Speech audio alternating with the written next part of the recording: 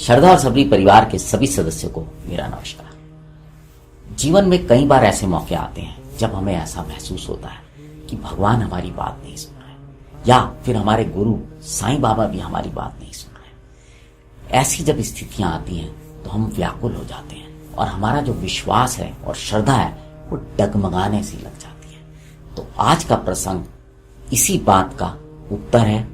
सुनिएगा, अंत तक सुनिएगा तो आपको समझ में आएगा कि अगर आपका विश्वास और श्रद्धा सच्ची है तो फिर बाबा क्या नहीं कर सकते। आज का प्रसंग सुनाने के दौरान हमने कुछ चित्र इस्तेमाल किए जो हम नहीं जानते किसने खींचे किसने बनाए, लेकिन बाबा से प्रार्थना करूंगा कि जिन्होंने भी इनको खींचा है बनाया है, बाबा उन पर और उनके परिवार पर सदैव अपनी कृपा और आशीर्वाद बनाए रखें।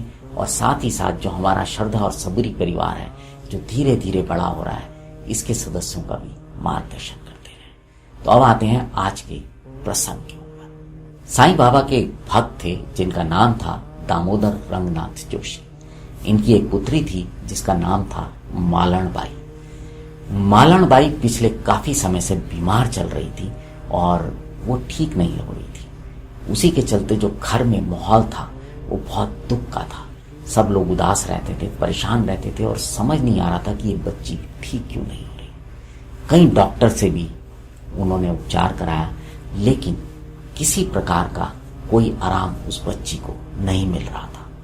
दिन पर दिन उसका स्वास्थ्य गिरता जा रहा था और परिवार में जो शोक था वो बढ़ता जा रहा था। जब परिवारजनों ने सब उपचार कर लिए, कोई लाभ नहीं हुआ, तो एक दिन अचानक ही उस बच्ची को लेटे लेटे पता नहीं क्या ख्याल आया। उसने बहुत ही धीमी आवाज में बोला कि मुझे साईं बाबा के दर्शन के लिए शिरडी ले चलो, मैं वहीं जाकर ठीक होंगी। ये सुनना था और उसके बाद पूरे परिवार ने उस बच्ची के साथ तैयारी की, क्योंकि उसका स्वास्थ्य इतना खराब हो चुका था कि उसको शिरडी तक लेके जाना असंभव सा कार्य लग रहा था। लेकिन जब विश्वास पुकारता है तो रास्ते अपने आप ही बनते जाते हैं। माँ बाप किसी तरह से उस बच्ची को लेकर शिरडी पहुंचे। जब उस बच्ची को साईं बाबा के सामने दर्शन के लिए लाया गया तो बाबा ने उसको देख के बोला, इसको पानी पिलाओ और आराम करने दो। जो लोग शिरडी जाया करते थे और जो बाबा के नजदीक थे, उन्हें ये बात पता थी कि बाबा के वचन ही दवा का काम करते हैं।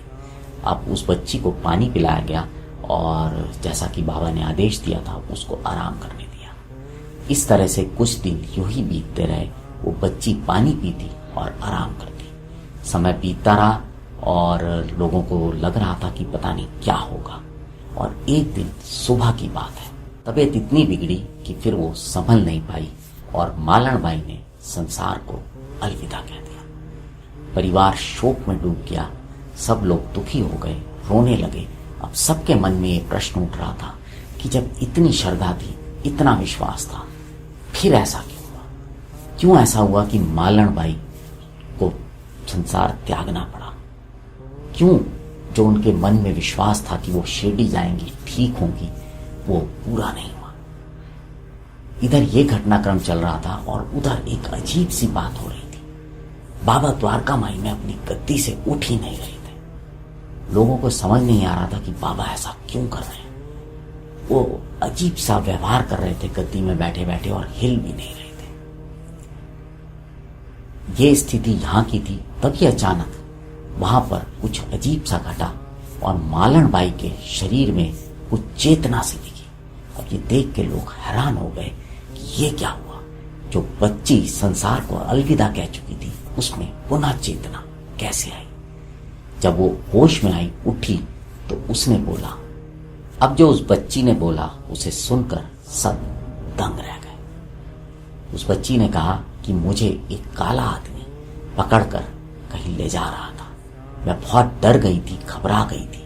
मैंने साईं बाबा को पुकारा। जब मैंने साईं बाबा को पुकारा तो बाबा वहां पर आए और उन्होंने उस आदमी को बहुत डांटा और डांट कर मुझे छुड़ाकर यहां वापस ले आए। यह बात सुनकर सबकी आंखें नम हो गईं और उन्हें लगा कि किस प्रकार से बाबा जो उस समय विचित्र व्यवहार कर रहे थे वो क्या कर रहे थे। और ये कोई कहानी नहीं है, ये प्रत्यक्ष प्रमाण है इस बात का कि बाबा अपने भक्तों के लिए कुछ भी कर सकते थे और आज भी कर रहे हैं। ये जो प्रसंग मैंने आपको सुनाया, यह प्रसंग साईं लीला मैगजीन के अंक 11 में प्रकाशित हुआ था। यह प्रसंग हम सब के लिए भी एक शिक्षा है कि जब भी जीवन में विषम परिस्थितियां आए तो हमें घबराना नहीं चाहिए। ईश्वर पर विश्वास रखना चाहिए, अपने गुरु पर विश्वास रखना चाहिए और ये प्रार्थना करनी चाहिए कि जो भी ये परिस्थिति है, ये शायद मेरे कर्मों का ही फल है। बस आप दोनों इस पूरे समय के दौरान मेरे और मेरे परिवार के साथ रहें ताकि ये जो समय है वो शांति से निकल जाए।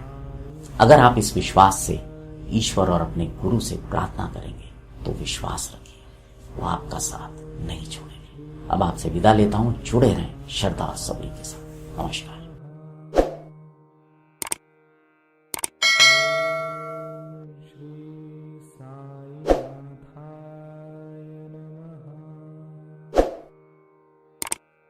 Oh